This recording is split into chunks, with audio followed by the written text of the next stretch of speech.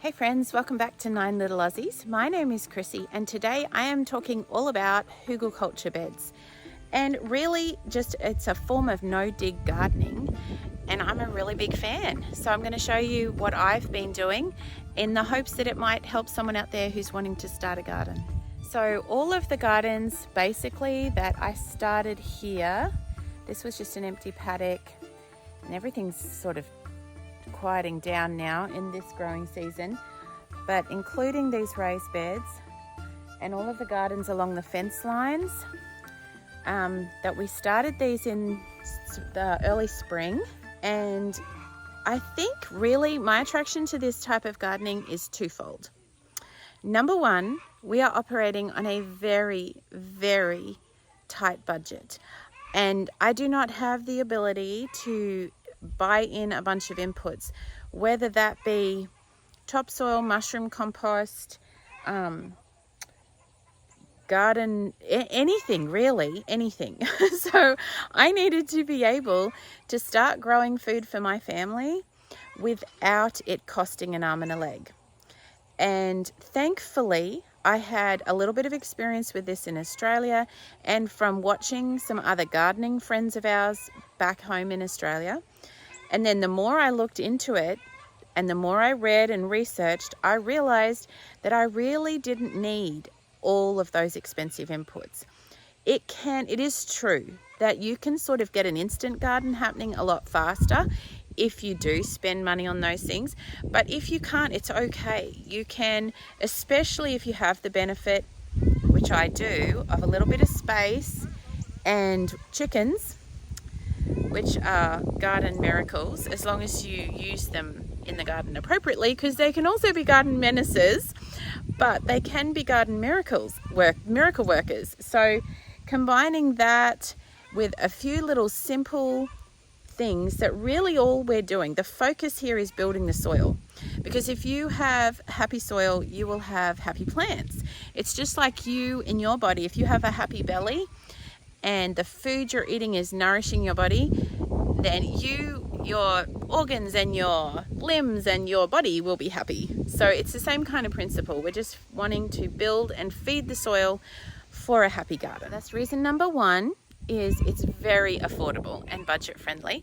You really just need the earth, the ground. This all started as dead grass before we began, and you need organic matter, because we're just sort of replicating what happens naturally in creation, only we're managing it a little. We're targeting specific areas and we're building up specific areas, but all we need to do that is organic matter, and that just means anything that will break down naturally of its own accord, anything God made. So it could be, well, I guess that's not entirely true, because you don't really want to put big lumps of granite in your garden bed, because that will take way too long to break down.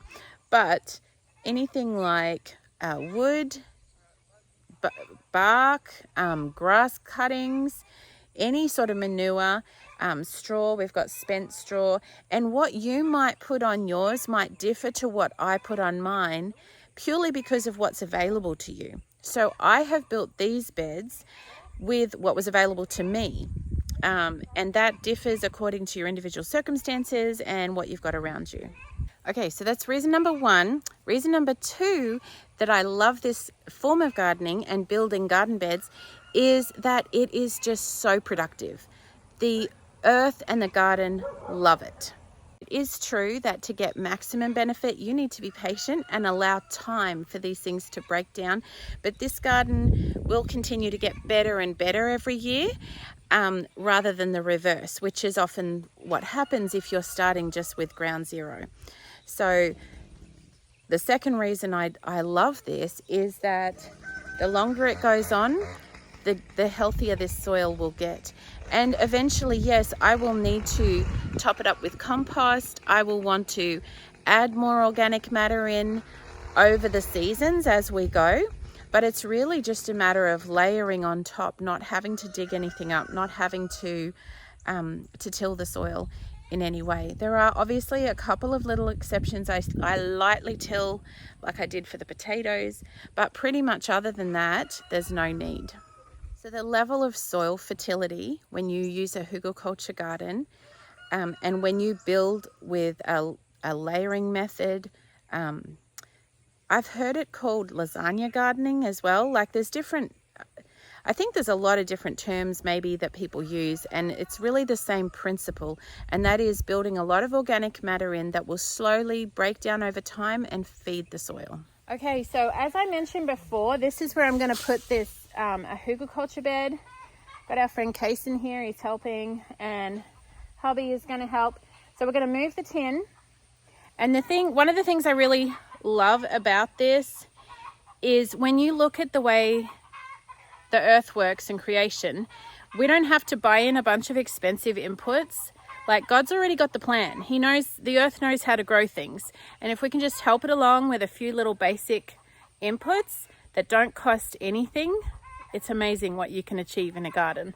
So we're going to move the tin. I've just had that there to kill the grass. And then we're going to start by laying down some cardboard. And then we're gathering organic matter. Some green, some brown, doesn't really matter. It will all break down over time, but we'll start with the cardboard.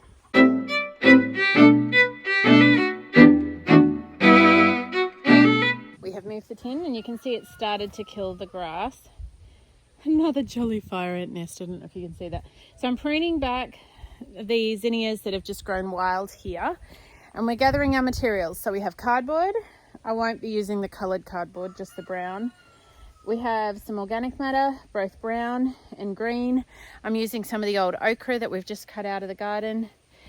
And the boys are gathering some more organic matter. So we'll start with this, but I'm just prepping the area.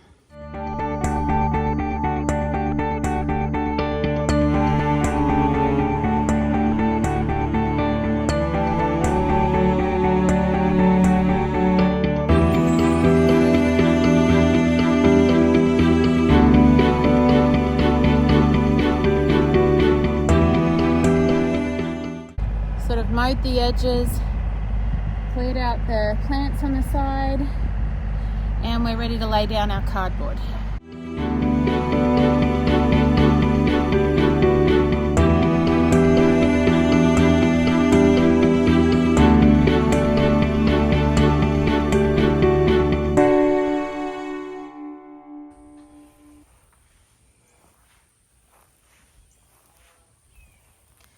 Put the contents of old pots, and that's an old plant, I'll have to straighten that up. Had some little planter pots, tip them out here.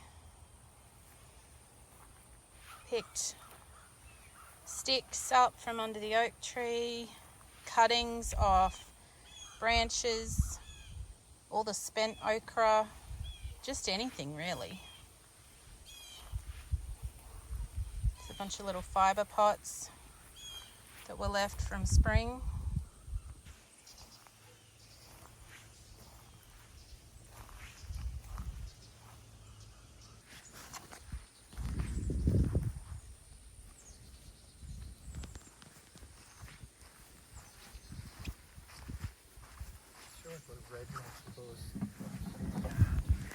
We are rednecks, hun.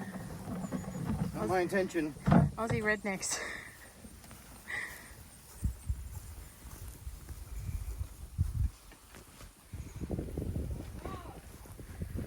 I know, right? Alright. So we're just adding to the organic material. We got some of these bigger pieces like what Mike has right there from an old willow tree over on the back of that little paddock where the okra was. That little yard, and so we're going to border, like just put some of the bigger pieces along the edge to try and hold it all in the middle, sort of thing, which is not necessary. But this willow tree we cut down earlier in the summer, wasn't it? It was dead. It was totally dead, and so it was just standing there dead, and we've cut it all down. But this is really rotten, which is ideal for this because it'll break down quicker. it's already very dead.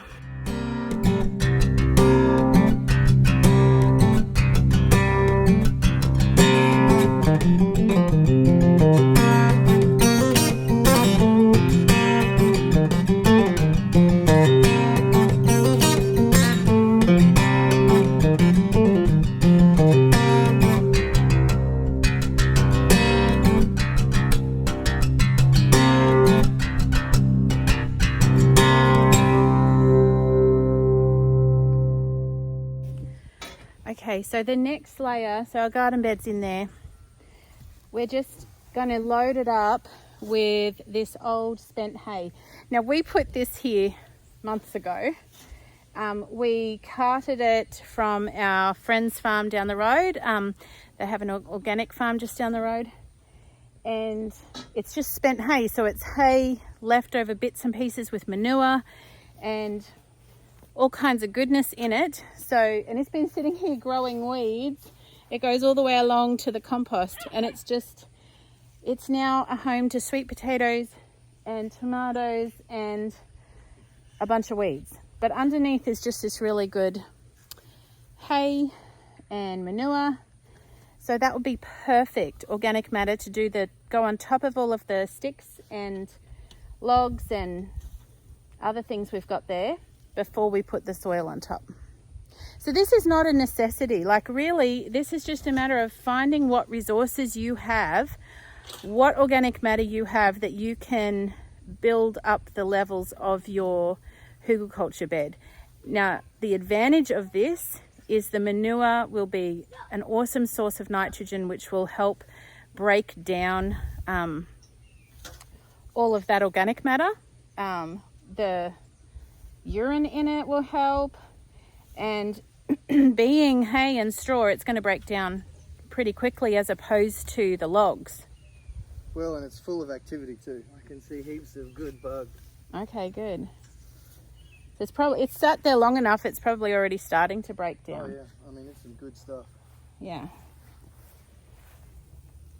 Now, the way we built our Hugelkultur beds in Australia was different because we had access to different materials, but the principles were the same. So we had friends with horses in Australia, and we would go clean out their yards.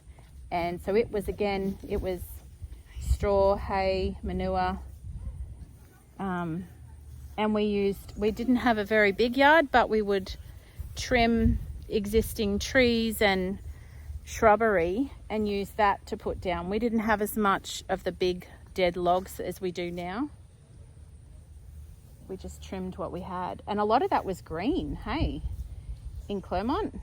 Yeah, a lot of the stuff we put down on the Clermont beds was green, which will take longer to break down and leach nitrogen a little, but it's still organic matter, and at the end of the day it will still make good soil. Okay, I found my first ant nest. Oh, did you? Oh. Yeah, I saw it before I got to it. He just found a bunch of ants. And in here, hiding, is a lot of tomatoes. There's a bunch of them in there, all up there. So as long as the freeze doesn't come too soon, we might get tomatoes off of this patch. That'd be good. This big chunk of hot goodness. It's composting, but not too quick because it's got witchetty grub, or whatever we call those over here. Looks like a witchetty grub to me. It's heavy, babe. Yep. Because of the manure. And we'll have to rip it apart, which is fine because we don't want it all intact. It's just garden gold right there. Which it took a lot of effort to get here. Yeah, we hand shovel. Well, you and the boys went with the trailer. Yep. Load it onto the trailer, and then we had to unload it here, and there was about 3 trips if I remember correctly. Yeah. You can see the Manure content's pretty high in that one. It'll be so good. Yeah, well now, even though we didn't need it at the time, we knew what we wanted. There is so much organic matter around if you're looking. And a lot of times people are throwing it out.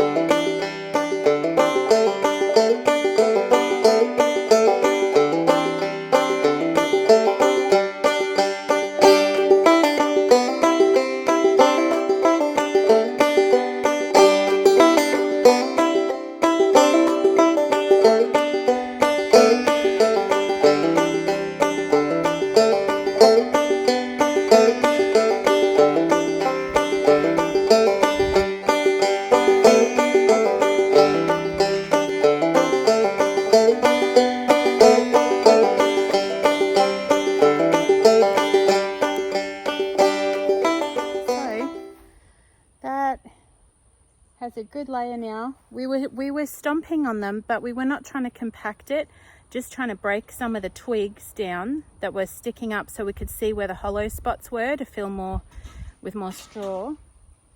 And there is supposed to be more rain this afternoon, so I am going to leave it and hopefully it'll rain, and it'll rain then like water that in and make that all nice.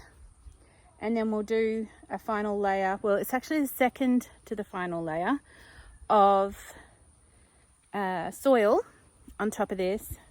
Really, ideally I would like 6 inches of soil over the top at least. And then I'll put a mulch of wood chips on top of that. Okay, we've been talking about this bed that I'm making here, which is a new raised bed, just slightly raised. It's a Hugelkultur. I've built it as a Hugelkultur bed so that it can rest over the winter and be ready for planting in the spring. But I am going to put, through the winter, I'm going to put garlic in there.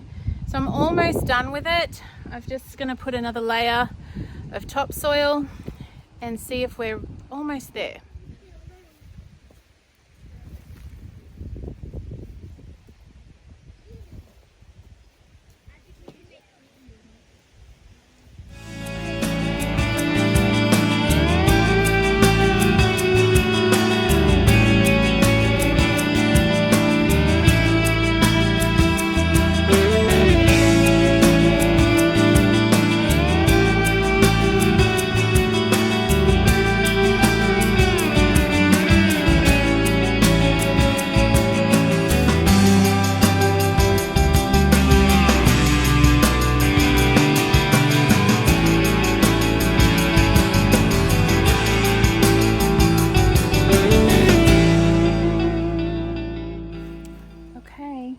We're about there. Got that soil all over there. So it's not quite a straight line. Apologies for anyone who is bothered by that. I don't really work in straight lines very well. I tend to garden the way I cook, kind of just by feel and without a whole ton of measuring. But anyway, I figure the Lord doesn't tend to grow things in straight lines either, so I'm in good company. So ideally I would like this to be 6 inches of topsoil, and I'm probably in places 6 inches and in places 4 inches, I don't know. And it probably could be a bit deeper, but that's all the stuff I have handy at the moment. So what I'm going to do is I'm going to rake it. I'm going to plant garlic in it, which doesn't need a whole ton of roots. So anyway, I don't really know how it'll go, but I need a space to put garlic in over the winter, and I need to get it in the ground. So I'm going to go ahead and use this bed, even though it's not going to be great until next spring or when it's had a chance to settle. but I'm still going to go ahead and use it, which is what I did with those raised beds over there. And we still got really good produce out of it, so I'll hope for the best.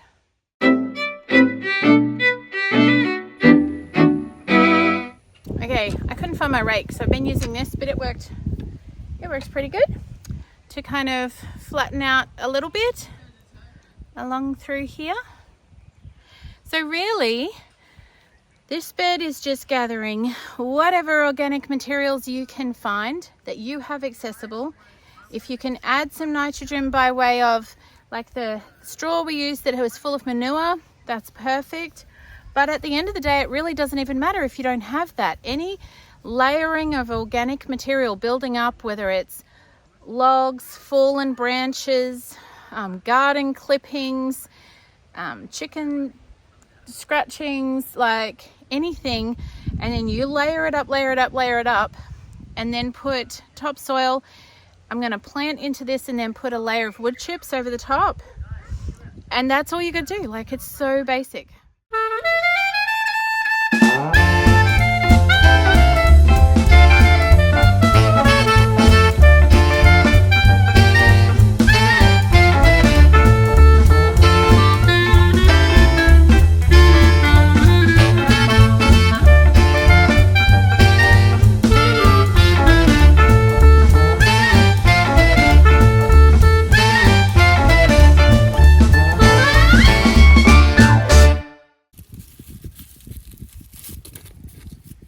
So this is organic garlic. We actually just got this at Walmart, I think. And just going to break it open, the individual little pieces.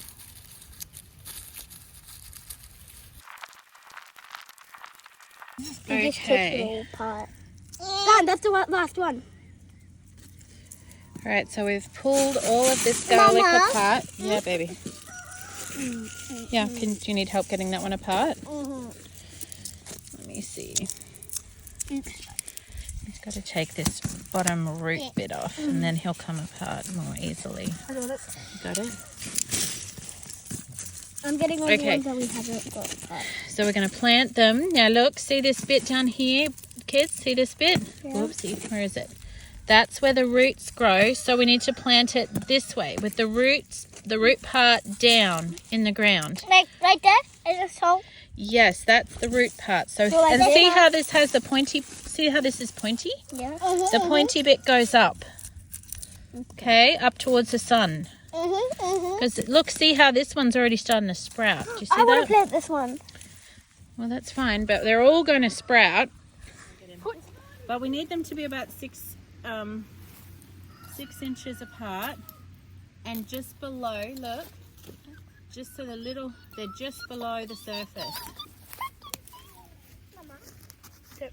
About 6 inches between them. Up here, let's do them. We should do 3 rows, Cabes. So 1 row down the middle, 1 row over there where you are. 1 row right. No, up on top, mate, now, not down on the side. Hang on just a minute. So go down the row, Right here? and let's not cover them. We'll come back and cover them, because if we keep them uncovered, we can see where we've been. Mama, And then at the end, right we there, can right come there, back. right there. Yeah, but give Is that that one to enough? me. Is that Make it enough? not in a row. Mama, is that good? Yep. Like there. I'll do the hole, you put them in. So can you put one in there? And don't cover him up. And we can see where we are. On the wrong side, on the wrong side.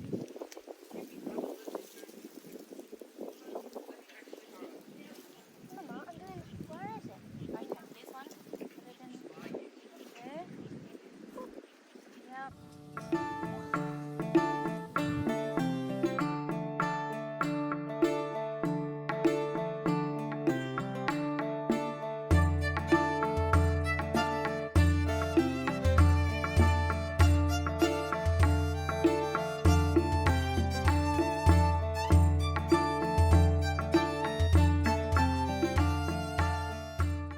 So there we have it. Our garden bed is finished. This Hugelkultur bed. It's taken me a while, but it has cost me a lot of hard work, but not a cent. I was thinking about it and I haven't, so all of the materials we've used here have been free resources from one thing or another.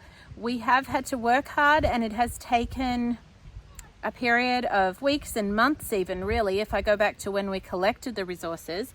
So the top is this wood chips that we've just put on top, and that was something that we have had dropped off for free here on the property from a tree lopping company, that we're very happy to do that because they didn't want to pay the fee that they had to pay to drop it off at the tip, at the dump. So instead we said, hey, drop it at our place, we won't charge you. And they're very happy to do that. So that's where we've got the free wood chips. We have gone to the farm up the road from us and gathered at times by hand, and at times they had a tractor that helped with this, to gather the manure and the spent hay that we have used in some of the layers here.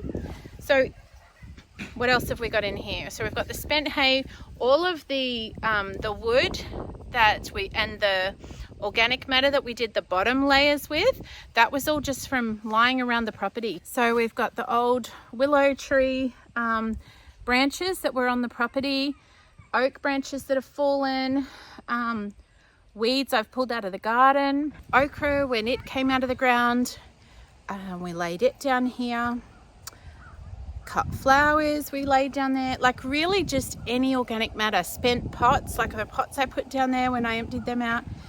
There's really no limit. It's just your creativity and really what you have available, because at the end of the day, what we want to do is use the resources we have, and this is just all organic matter. So if it's growing, or it has at one time grown, then it will break down over time, it will die and go back into the earth and feed the soil.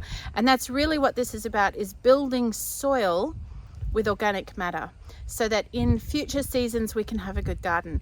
Now obviously this is just an example of that, and exactly what that's going to look like is going to vary a lot depending on your specific situation, circumstances, and what you have at your disposal. You can definitely do this without the manure and spent hay that we used.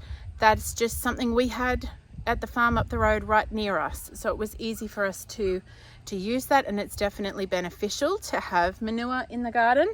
100%. This stuff is magic, but you don't have to do that. You can use everything you've got that is organic matter, maybe veggie scraps. It'll break down eventually and go back into the earth and build the soil, which is exactly what you want. Now, also, this can be scaled up or it can be scaled down. You could do this in a small raised bed, or you can do it as we have done over there in a large raised bed. You can do this to any scale. So obviously the way we've built this here will last a certain amount of time, and this will break down and create beautiful, rich, fertile soil for our veggies next spring. But over time, we will eventually need to top it up with compost to keep feeding it as the seasons go on. So there you have it. This is how I love to garden. I love building these garden beds. Of course, this is not the only way, but I just wanted to share this with you. This is something I have found works really well. And like I say, you can upscale it, you can downscale it, however works for you in your situation. So let me know if you have done this before and the success you've had. You can tell me about it, or if you're going to give it a go, I hope you do. It's really worth the effort. Thanks for joining me in my garden and watching along as I build this Hugelkultur bed. Wishing you all the sunshine and raindrops needed to grow the bounty of your garden, and we'll see you again soon.